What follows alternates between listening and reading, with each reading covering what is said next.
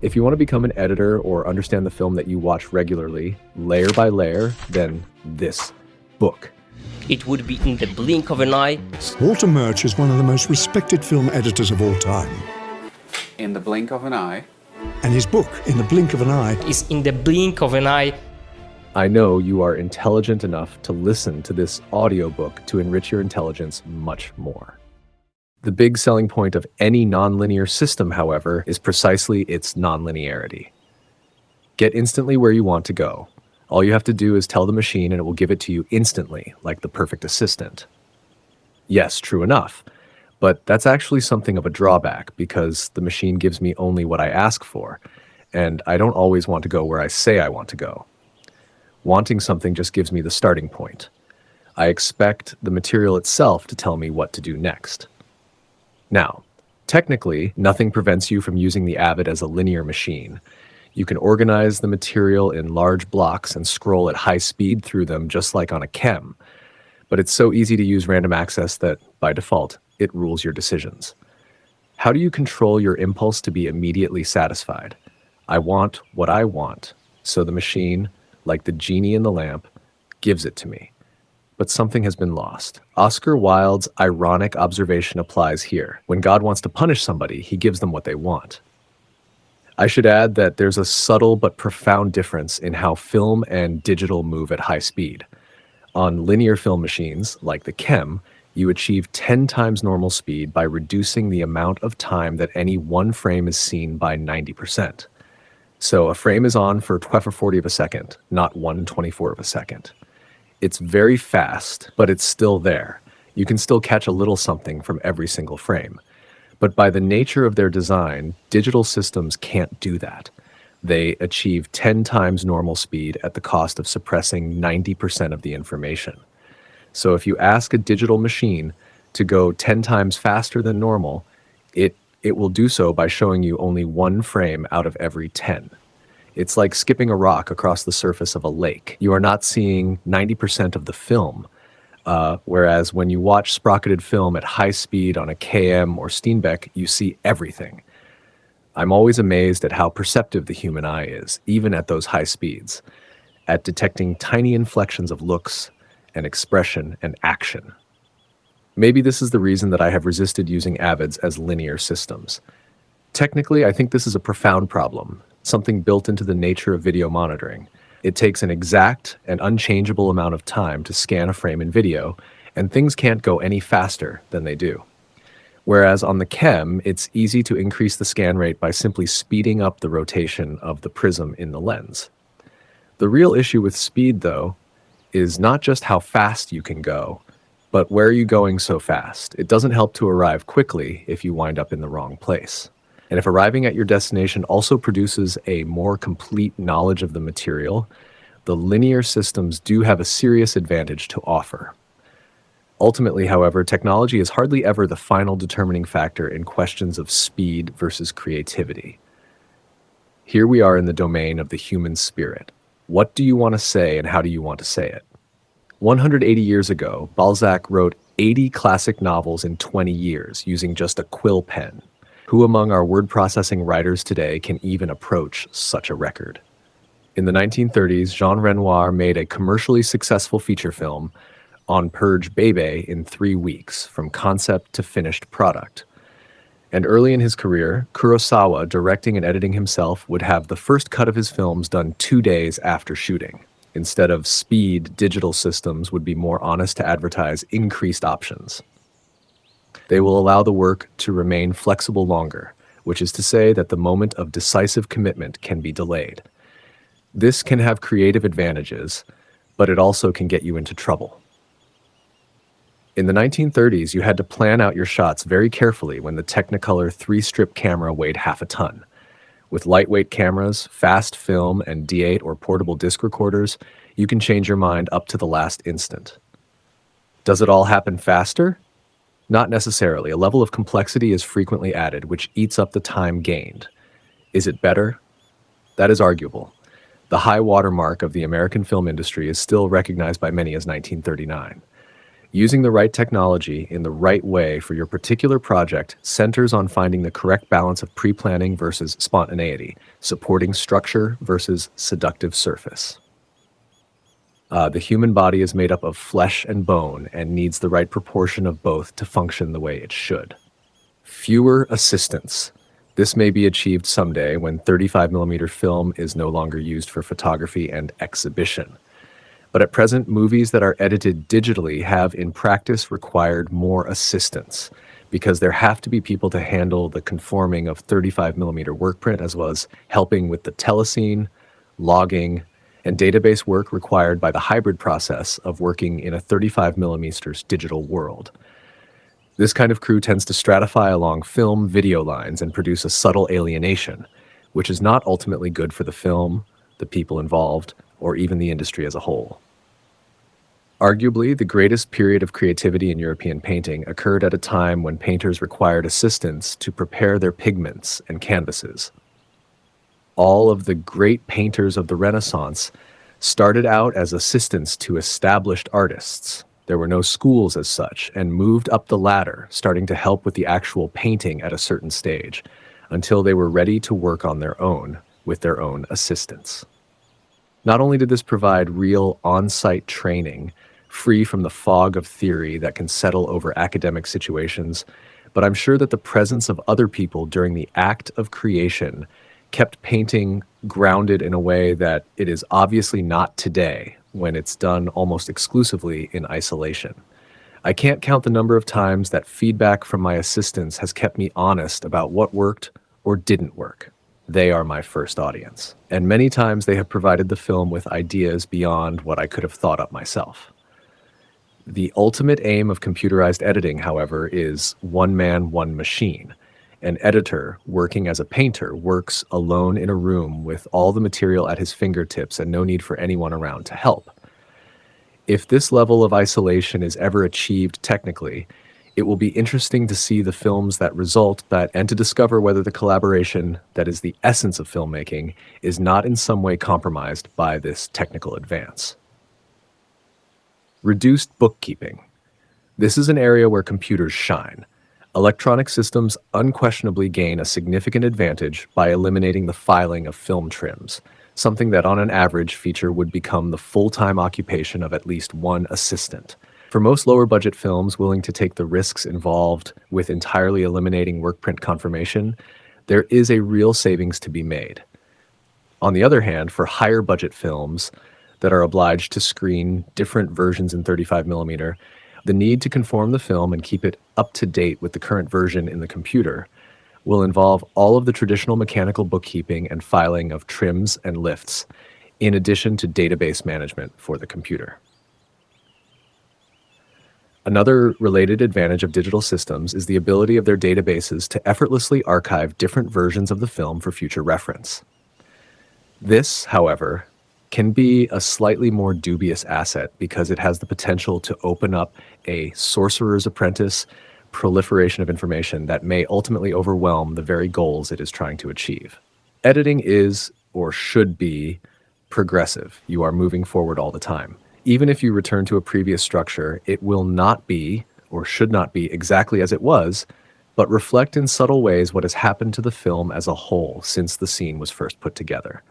By obsessively keeping every version of a scene, you can easily drown in all the variations, feeling some obligation to look at each of them and incorporate a little of each in subsequent versions.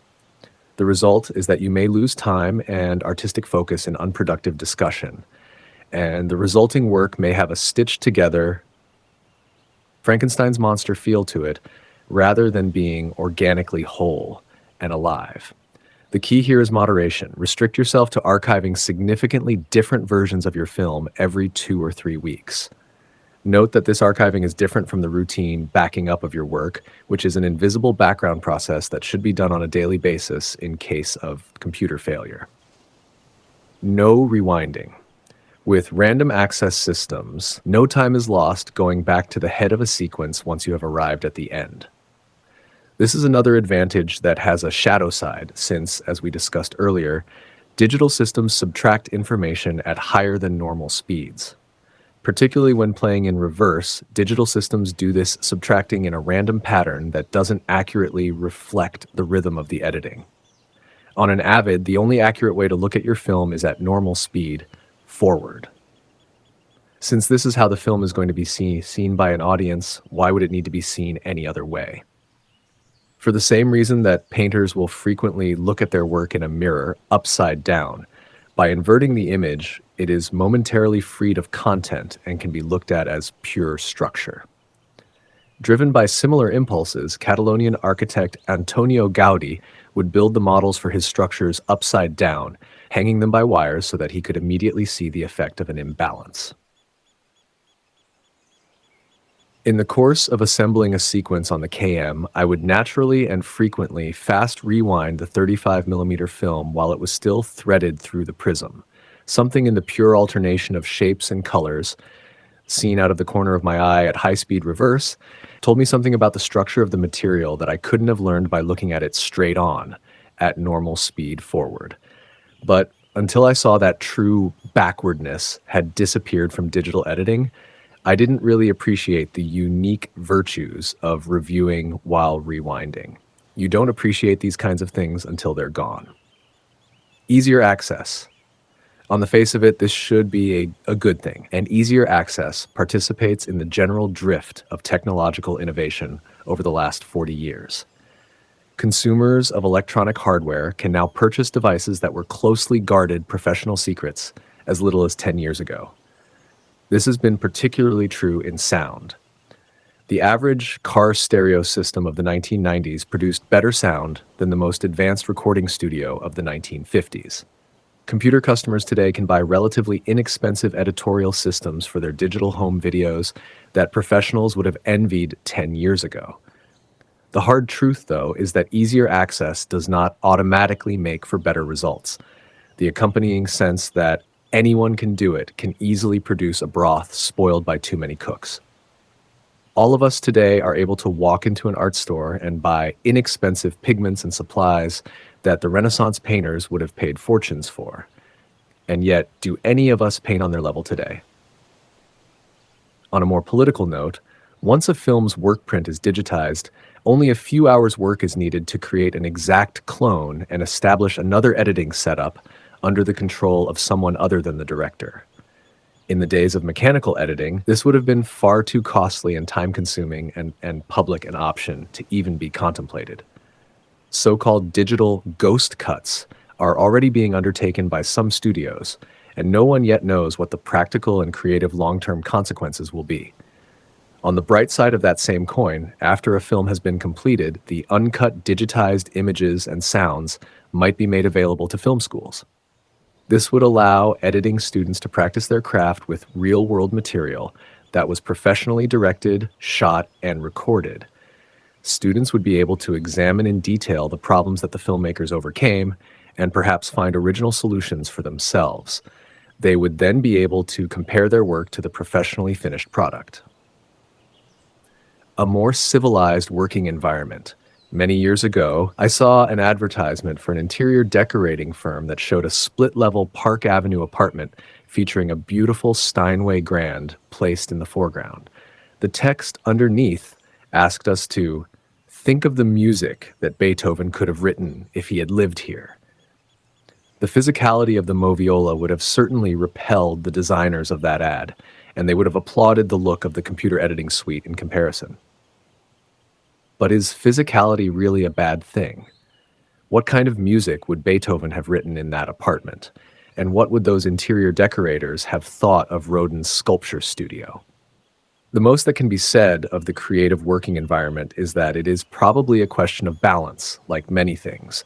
Comfortable but not too comfortable. Organized but not too organized. A film's editing room can be a place of considerable creative and political tension. And one of the mechanical system's hidden virtues is that their very physicality required you to move around a lot, certainly in comparison to working on a computer in front of a video screen. This could serve as a natural and unconscious means of releasing that tension. Although the flatbed systems are more physical than the computer, they in turn require less physical movement than the moviola. When I first started using a Steenbeck, I developed what I called Steenbeck neck, a tension in the upper shoulders that came from sitting at the Steenbeck and only having to move my fingers and wrists to edit.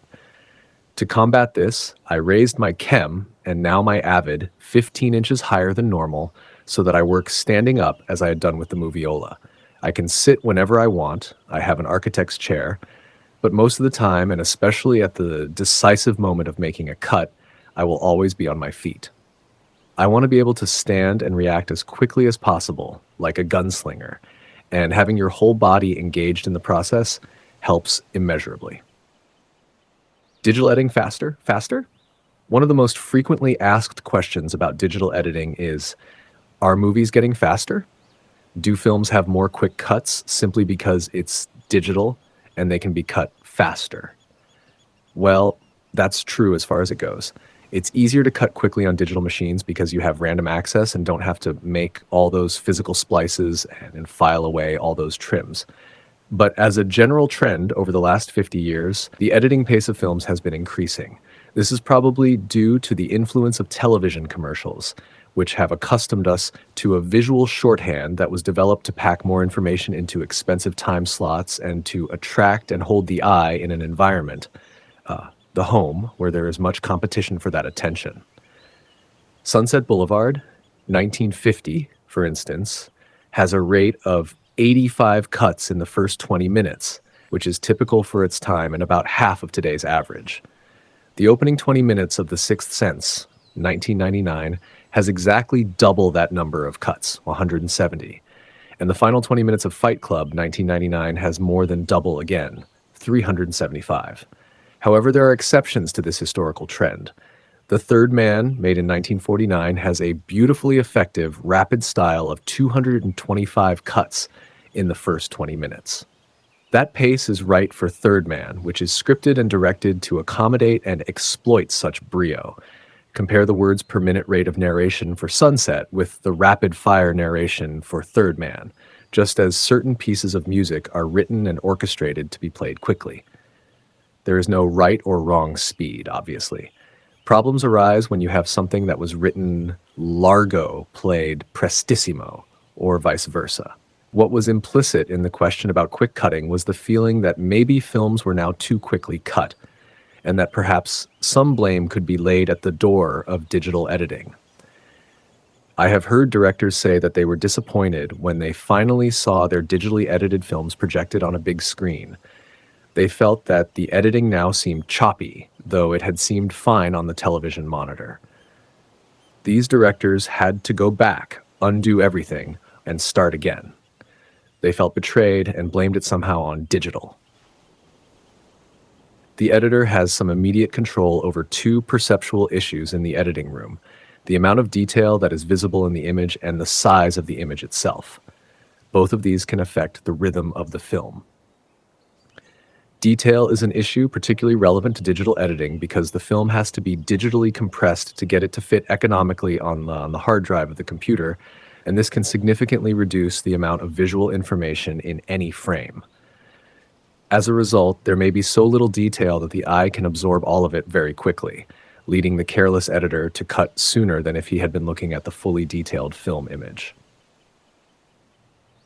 When the 35mm film is conformed and projected, however, that latent richness suddenly blossoms, and the eye now feels that the images are following each other too quickly to fully absorb all that is there, hence the choppiness that the directors complained about. What steps can be taken to avoid this problem? First, be aware that image detail and pace are intimately related. Second, digitize at the highest resolution that your production can afford, so that you get the most detail possible on your screen. Third, print and screen 35mm work print dailies if your production can afford it. Once you've seen the detail in a shot, it's harder to forget later on. Fourth, conform the 35mm work print to the version in the computer as soon as possible. Keep it up to date regularly, and have 35mm screenings of your film as often as possible. I realize that for many low-budget films, it's unrealistic to be able to do all four, but your film will be better the more of them you can accomplish. As a consolation, the detail in digitized images has improved tremendously in the last 10 years. As long as computers' efficiency and speed keep increasing as they have, a dollar today buys 400 times the storage capacity of 10 years ago, I expect this to disappear as an issue within a short time. Image size is an issue closely related to image detail, but is not unique to digital editing. How do you deal with the disparity between the small image in the cutting room on a Moviola, Chem, or Avid, and the huge image that will be shown in theaters? It is the difference between painting a miniature and a mural. With a small screen, your eye can easily take in everything at once, whereas on a big screen, it can only take in sections at a time. You tend to look at a small screen, but into a big screen. If you are looking at an image, taking it all in at once, your tendency will be to cut away to the next shot sooner. With a theatrical film, particularly one in which the audience is fully engaged, the screen is not a surface, it is a magic window, sort of a looking glass through which your whole body passes and becomes engaged in the action with the characters on the screen. If you really like a film, you're not aware that you are sitting in the cinema watching a movie. Your responses are very different than they would be with television. Television is a look-at medium, while cinema is a look-into medium. You can think of the television screen as a surface that the eye hits and then bounces back. The trick with electronic editing, of course, is that since you are watching television monitors, you must somehow convince yourself that these are cinematic screens. You must make look at become look into. One of the functions of music videos and commercials is to attract your attention and keep it. While watching television, you're usually looking at a small screen some distance away for a short period of time. Visual competition is all around. The lights are on, the phone may be ringing, you might be in a supermarket or department store. Television has to make things collide within that tiny frame in order to catch your attention because of the much narrower angle that the image subtends compared to theatrical film. Hence the quick cuts, jump cuts, swish pans, staggered action, etc. There's a completely different aesthetic when you're in a theater. The screen is huge, everything else in the room is dark, there are hopefully no distractions. You are there for at least 2 hours. You can't stop the film at your convenience. And so, understandably, feature editing has to be paced differently than music video or commercial editing.